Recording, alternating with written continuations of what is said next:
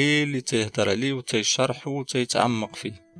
واليوم غادا نتعمقو فيه ونعرفو واش كاين فيه، اللي هو المخابرات المغربية، ونعرفو شحال كاين من جهاز استخباراتي في المغرب، واش كاين غير الديستي والبسيج في المغرب ولا كاين مخابرات اخرين، وهاد المخابرات الاخرين شنو مقابلين، وشكون هما المخابرات ديال القصر وفين كاينين، واش الدرك الملكي حتى هما عندهم مخابرات ديالهم. كلشي غادي نعرفوه في هاد الفيديو، غير تبع معايا الفيديو من الاول حتى الاخر وما تزقل حتى حاجه، دير معاك واحد لايك واشترك في القناه